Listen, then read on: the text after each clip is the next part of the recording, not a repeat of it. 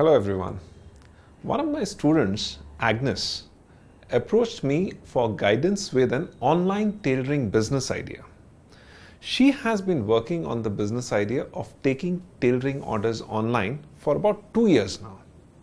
She did a test launch of a business as her MVP in her college itself.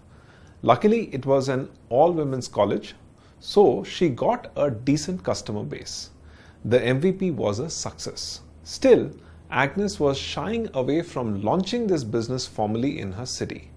I wondered why. When I asked her, this is what she said. Professor, I do want to launch my online tailoring business, but I am stuck in my mind. No one in my family has ever done business, so I keep thinking. I have been making good pocket money just in the MVP stage. I do want my business to grow. How do I set this up? Do I form a company? What type of company? Do I have to register someplace? I have no clue. You are already on the right track. If you want to set up a business, grow it, hire people, and appear professional in your business dealings, you need to have a formal legal business structure. You can also work as an individual, but then you will have problems in hiring people, paying taxes, or even representing your business in a professional setting. There are different business structures like proprietorship, partnership, company, etc.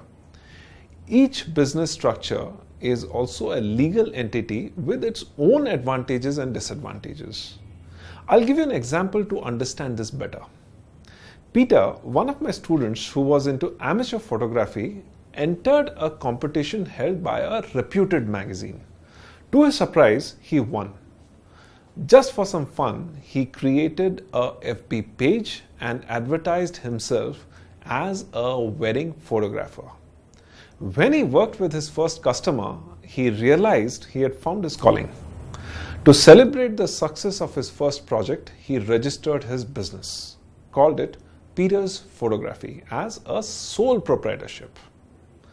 He also started taking more assignments. His friend from college, George, joined him as he started expanding his business from wedding photography to videos. Soon, he realized that George was a creative genius, so he made him his partner. And it was then that he decided to register it as a partnership firm. Peter changed the name of the business from Peter's Photography to PG Photography. This example illustrates that your business structure and legal entity can change and grow as you grow. It all depends on your goals and growth plans and what your preference is. In Peter's example, we saw that the business grew from having no structure to a sole proprietorship to a partnership. Let us understand each one of these terms better. Look at the screen on the table. All these different types of legal entities differ because of ownership, ease of setup, and cost of setup. For example, a sole proprietorship is owned only by one person.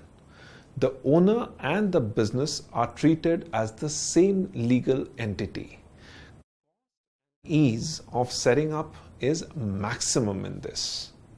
In partnership, the ownership is by more than one person. It is also easy to set up, and the cost of setting up is also not very significant. But in the case of a partnership, for taxation purposes, it is thought of as a separate legal entity. Two more types are limited liability partnership and private limited company. These are more difficult to set up and also involve significant expenses for setting up. Regulations and compliance requirements are also more than sole proprietorship or partnership.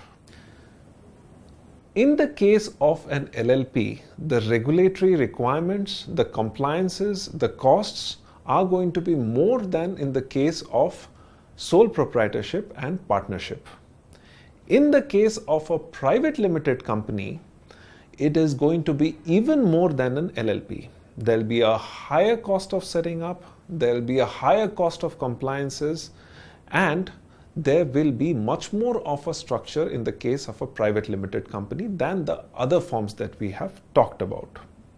There are some advantages though.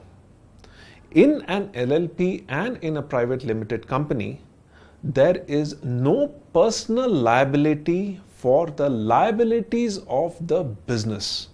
So in case the business owes money, the owners of the business personally will not owe any money.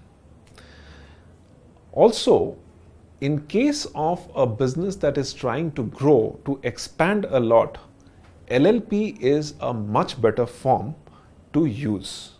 Of course, private limited company is probably the best form to use if you have desires to grow beyond a certain level, if you want to take on money from other equity investors, and if you want to grow later into a huge company.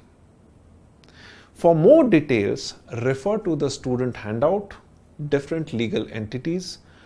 Going back to our example, with the registration with the tax department, a legal entity, a sole proprietorship called Peters Photography was formed.